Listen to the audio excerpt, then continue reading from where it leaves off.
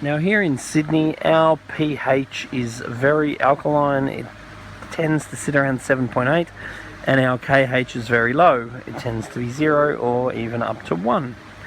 Now, if you want to run freshwater fish, one thing I do not recommend doing if you want to lower your pH is just to go ahead and lower your pH.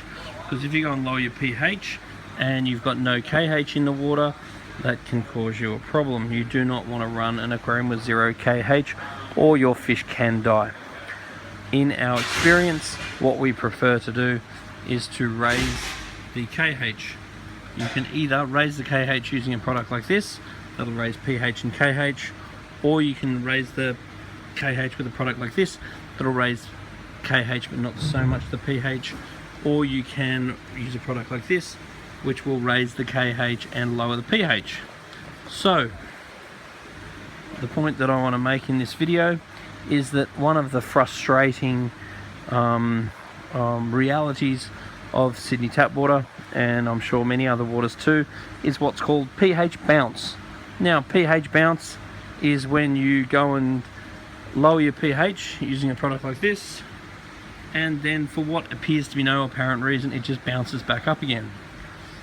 So I'm assuming that pH bounce is due to carbonates and other things that are more efficiently able to combat acids, but I'm not going to say that I really understand it that much, because all I will tell you is that it's important not to lower your pH if your KH is 0, otherwise I have lost fish doing that.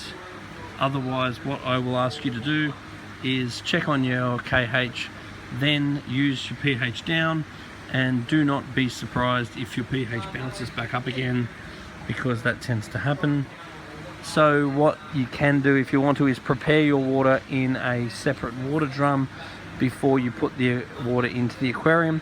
That way any issues with pH bouncing should be stabilized by the time you put the water into your aquarium.